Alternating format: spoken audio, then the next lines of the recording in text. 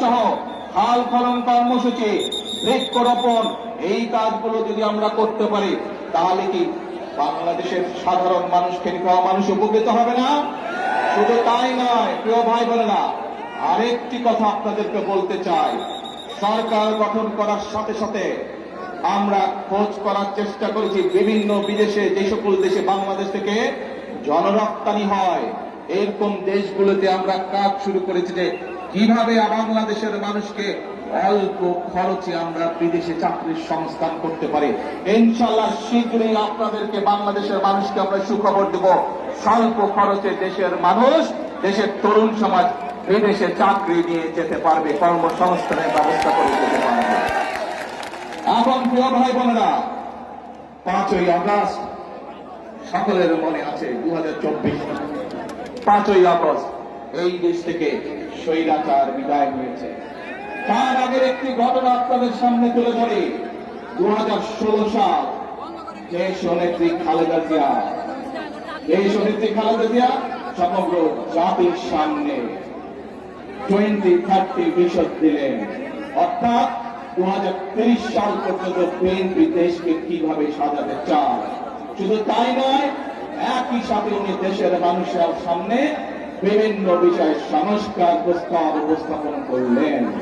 পরবর্তীতে আবারও বিএনপি, বাংলাদেশ জাতীয়তাবাদী দল, যে সকল রাজনৈতিক দলকে সাথে নিয়ে রাজপথে আন্দোলনে ছিল, সকল রাজনৈতিক দলকে একসাথে নিয়ে দেশের মানুষের সামনে আমরা আবার সংস্কার প্রস্তাব উপস্থাপন করেছি। মনে আছে আপনাদের? বিএনপির 31 দফা সংস্কার কর্মসূচি মনে আছে? এই কর্মসূচি আমরা প্রস্তাব আমরা দেশের মানুষের সামনে উপস্থাপন করেছি। যে সময় বিএনপি এই 31 দফা এই সংস্কার প্রস্তাব বিএনপি দেশের সামনে, জনগণের সামনে উপস্থাপন করেছিল, বাংলাদেশের আর কোন রাজনৈতিক দল, বিএনপি ছাড়া অন্য রাজনৈতিক দল সংস্কারের শব্দটিও তখন উচ্চারণ করেনি, স্বৈরাচারের ভয়। কিন্তু আপনাদের দল, বাংলাদেশ জাতীয়তাবাদী দল, বাংলাদেশের মানুষের খেটে খাওয়া রাজনৈতিক দল, মানুষের রাজনৈতিক দল, বাংলাদেশের কৃষকের রাজনৈতিক দল, বাংলাদেশের মা বোনদের রাজনৈতিক দল, বাংলাদেশের ছাত্র জনতার রাজনৈতিক দল, বাংলাদেশ জাতীয়তাবাদী দল স্বৈরাচারের রক্তচক্ষুকে উপেক্ষা করে 31 দফা সংস্কার দিয়েছিল। কারণ আমরা দেখেছিলাম স্বৈরাচার বিগত 16 বছরে কিভাবে পরতে দেশকে ধ্বংসের দ্বার প্রান্তে নিয়ে গেছে, কিভাবে দেশের স্বাস্থ্য ব্যবস্থাকে ধ্বংস করে দিয়েছিল, কিভাবে দেশের ব্যাংকিং ব্যবস্থাকে ধ্বংস করে দিয়েছিল, কিভাবে দেশের যোগাযোগ ব্যবস্থাকে ধ্বংস করে দিয়েছিল, কিভাবে দেশের শিক্ষা ব্যবস্থাকে ধ্বংস করে দিয়েছিল। কিছু মেগা প্রজেক্ট করে দুর্নীতি করেছে, এর বাইরে কিছু করেনি। এখন প্রিয় ভাই বোনেরা, 5 তারিখের স্বৈরাচার পালিয়ে যাওয়ার পরে যে অন্তর্বর্তীকালীন সরকার আসলো, সেই অন্তর্বর্তীকালীন সরকার এসে সংস্কার কমিশন গঠন করল। সেই সংস্কার কমিশনে আপনাদের পক্ষ থেকে, জনগণের পক্ষ থেকে বাংলাদেশ জাতীয়তাবাদী দল তার মতামত উপস্থাপন করেছে। আমরা সবসময় বলি, আমরা যা করব স্বচ্ছভাবে করব, কোন লুকোচুরি নেই। আমরা আমাদের প্রস্তাবনা সেই অন্তর্বর্তীকালীন সরকারের সংস্কার কমিশন উপস্থাপন করেছি। হ্যাঁ, গণতন্ত্রতে মতের পার্থক্য থাকবে, সবকিছুকে যে আমি এগ্রি করব, একমত পোষণ করবো এমন কোন কথা নাই।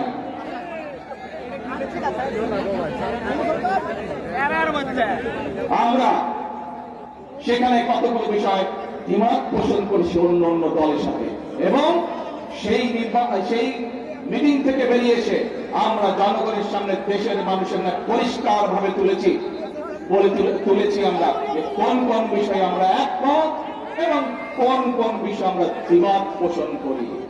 এই সংস্কার কমিশনের আলোচনার পর আপনারা দেখেছেন সেই অন্তর্বর্তীকালীন সরকার সংসদের দক্ষিণ প্লাজাতে একটি অনুষ্ঠান করলো, যেখানে জুলাই সনদ নামে সনদটি স্বাক্ষর করলো। বিএনপি স্বাক্ষর করেছে, তারপরে আরো বিএনপির সাথে লাইন দিয়ে আরো কিছু দল স্বাক্ষর করেছে। প্রিয় ভাই বোনেরা, এই বিগত 17 বছর আন্দোলনে বিএনপির শত শত নেতাকর্মী খুন করে শিকার হয়েছে, বিএনপির লক্ষ লক্ষ অর্ধ কোটি নেতাকর্মী আইনি মামলায় নির্যাতিত হয়েছে।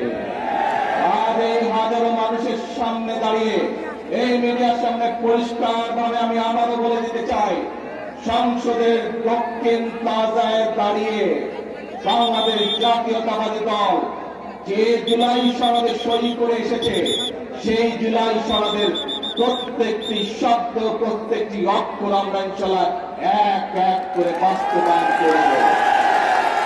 কিন্তু বারবার পরিষ্কার ভাবে এই কথা বলে দেওয়ার পরেও আমরা দেখলাম যে কিছু রাজনৈতিক দল সংসদে এবং সংসদের বাইরে জনগণকে বিভ্রান্ত করার জন্য কিছু কথাবার্তা তারা বলা শুরু করেছে। প্রিয় ভাই বোনেরা, অন্তর্বর্তীকালীন সরকার 11টি কমিশন করেছিল। 11টি কমিশনের মধ্যে সংবিধান আছে, বিচারের বিষয় আছে, প্রশাসনিক আছে, স্বাস্থ্য আছে, নারী আছে। আজকে ষড়যন্ত্রের গন্ধ পাচ্ছি আমরা। খেয়াল করে দেখবেন, যারা এই সংস্কার করে যারা জনগণকে বিভ্রান্ত করতে যাচ্ছে, জুলাই সনদের সম্পর্কে বিভ্রান্ত করতে যাচ্ছে, তারা কিন্তু নারীর স্বাধীনতা অথবা নারীর উন্নয়ন নিয়ে কোনো কথা বলে না। তারা ওষুধের বাংলাদেশের মানুষের চিকিৎসার জন্য যে চিকিৎসা কমিশন করা হয়েছিল, বাংলাদেশের মানুষ যাতে ওষুধ সহজে পেতে পারে, চিকিৎসা সহজ হবে, সেইটির ব্যাপারে তারা কোনো কথা বলে না। কিভাবে প্রশাসনকে ঠিক করতে হবে, সেইটির কথা তারা বলে না। কিভাবে আইন শৃঙ্খলা ঠিক করতে হবে, সেইটির কথা তারা বলে না। তারা শুধু সংবিধান এই বিষয়ে কথা বলে। প্রিয় ভাই বোনেরা, দেখেন তারা কিভাবে বিভ্রান্ত করছে। নির্বাচনের সময় আমি আপনাদের বলেছিলাম যে কিভাবে তারা বিভ্রান্ত করছে।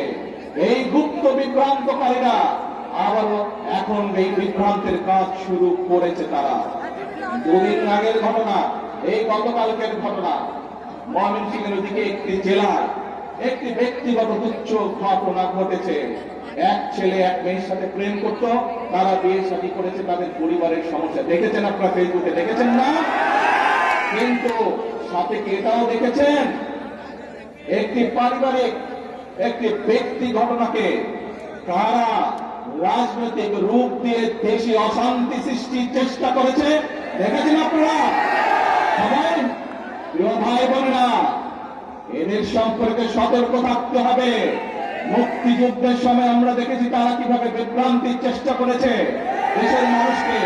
86 সালের নির্বাচনে আমরা দেখেছি তারা কিভাবে বিভ্রান্ত করার চেষ্টা করেছিল দেশের মানুষকে।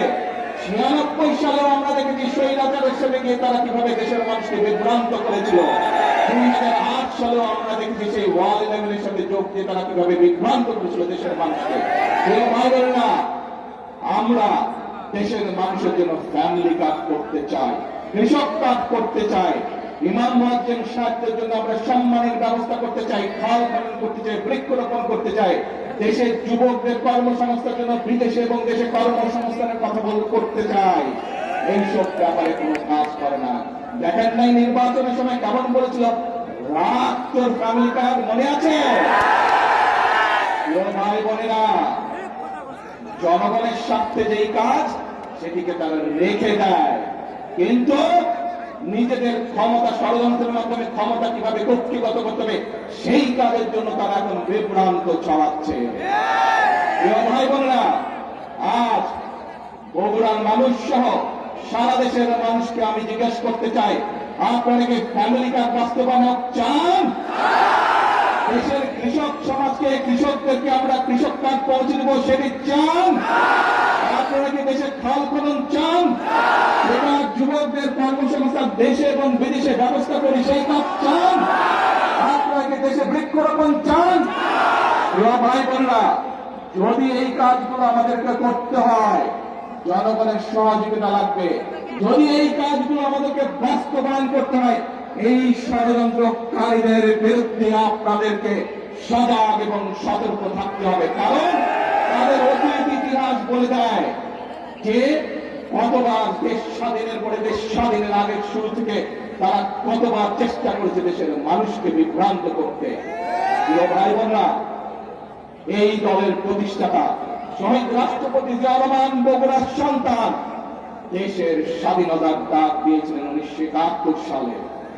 আজ আমরা দেখছি যারা দেশের মানুষকে বিভ্রান্ত করতে চাচ্ছে, জুলাই সনদ নিয়ে বিভ্রান্ত করতে চাচ্ছে, প্রিয় ভাই বোনেরা, তারা এই দেশের স্বাধীনতাতেই বিশ্বাস করেনি, এই দেশের অস্তিত্বেই তারা বিশ্বাস করেনি। প্রিয় ভাই বোনেরা, যে দেশের অস্তিত্বেই তারা বিশ্বাস করে না, তাদেরকে কি বিশ্বাস করা যায়?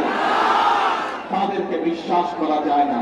যেহেতু তাদেরকে বিশ্বাস করা যায় না, প্রিয় ভাই বোনেরা, বাংলাদেশের মানুষ বিগত 12 তারিখের নির্বাচনে ম্যান্ডেট দিয়েছে বিএনপিকে আগামী 5 বছর রাষ্ট্র পরিচালনা করার জন্য। কারণ আমি যে পরিকল্পনার কথাগুলো আপনাদের সামনে তুলে ধরেছি, এর সাথে আরো যে করে পরিকল্পনা আছে, যেই 31 দফা আমরা মানুষের সামনে দিয়েছি, যেই জুলাই সনদে আমরা সই করে এসেছি সংসদের দক্ষিণ পাড়ায়, দেশের মানুষ ম্যান্ডেট দিয়েছে সেই জুলাই সনদ বাস্তবায়ন করার জন্য। কোন বিভ্রান্তিকর পরিস্থিতিতে আমরা পা দেব না। বাংলাদেশের মানুষ ম্যান্ডেট দিয়েছে যেই সকল রাজনৈতিক প্রতিশ্রুতি দেশের মানুষের জীবনযাত্রার মান উন্নয়নের জন্য আমরা মানুষকে প্রতিশ্রুতি দিয়েছি, বাংলাদেশের মানুষ আমাদেরকে ম্যান্ডেট দিয়েছে সেই কাজগুলো বাস্তবায়ন করার জন্য। ঠিক ইনশাআল্লাহ। প্রিয় ভাই বোনেরা, আমি আপনাদেরই ভাই, আমি আপনাদেরই সন্তান। আজ যে পরিকল্পনাটা বিএনপি নির্বাচনের আগে আপনাদের দিয়েছে, যেই পরিকল্পনাগুলো আমরা বাস্তবায়নের কাজ শুরু করেছি, এই কাজগুলো আপনাদের সন্তান হিসেবে, বগুড়ার সন্তান হিসেবে যদি আমি করতে পারি, তাহলে নিশ্চয়ই আপনাদের গৌরব বৃদ্ধি পাবে, বগুড়ার প্রতিটি মানুষের গৌরব বৃদ্ধি পাবে। আজ আমি আপনাদের মুরব্বী সহ সকল মা বোন সহ সকলের দোয়া যেমন চাই, আমি আপনাদের সমর্থন তেমন চাই, এবং আপনাদের মাধ্যমে, মিডিয়ার মাধ্যমে সারা বাংলাদেশের সমর্থন চাই। যারা দেশে গোলযোগ সৃষ্টি আবার পায় তারা করছে, ঠিক যেভাবে পালিয়ে যাওয়া স্বৈরাচার বলেছিল, দেশবন্ধী খালেদা জিয়া যখন দেশ পরিচালনার দায়িত্বে পেলেন, স্বৈরাচার বলেছিল 1 মিনিটে শান্তিতে থাকতে বলে, মনে আছে? সেই একই ভূত কিন্তু আবার এদের উপরে সওয়াল করেছে। দেখেন আন্দোলন কথা বলে আর ব্যক্তি ঘটনাকে কিভাবে রাজনৈতিক রূপ দিতে চায়, ঠিক দিনাজপুরের ইয়াসমিনের ঘটনার মতো, যে ওই ঘটনাকে রাজনৈতিক রূপ দিয়ে দেশে অশান্তি তৈরি করা হয়েছিল, 172 দিনের হরতাল লাগেছিল, মনে আছে নিশ্চয়ই আপনাদের। আসুন, আজ সময় হচ্ছে যে মানুষ ম্যান্ডেট দিয়েছে বিএনপিকে তাদের পরিকল্পনা বাস্তবায়ন করার জন্য।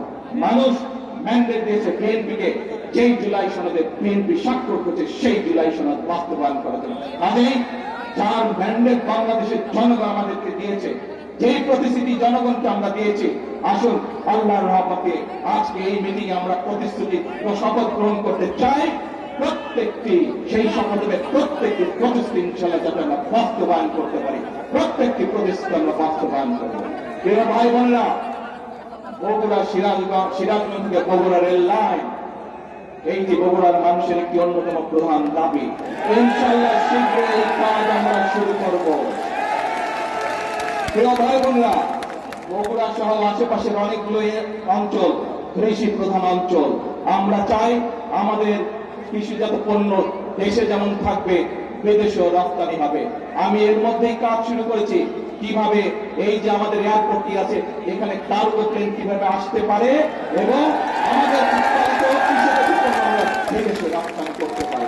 শুধু তাই নয় প্রিয় ভাই বোনেরা, ইনশাআল্লাহ শীঘ্র আমি কাজ শুরু করব কিভাবে যে বগুড়া বিশ্ববিদ্যালয়, সেখানে কৃষি, প্রকৌশল, চিকিৎসা, এই বিষয়গুলোকে কিভাবে আমরা এখানে ইনক্লুড করে বিশ্ববিদ্যালয়ের কাজ শুরু করতে পারি, শীঘ্র ইনশাআল্লাহ সেই কাজ শুরু করব।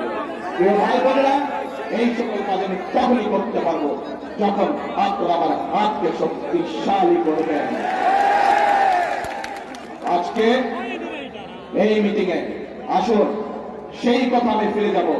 এই দেশ শহীদ জিয়া যুদ্ধ করে স্বাধীনতার ডাক দিয়ে যুদ্ধ করে স্বাধীন করেছিলেন। এই দেশ বাংলাদেশের গণতন্ত্রকামী মানুষের দেশ।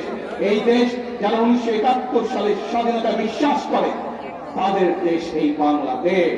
কাজে আসুন আমরা সেই কাজ করব, অর্থাৎ করব কাজ, করব দেশ।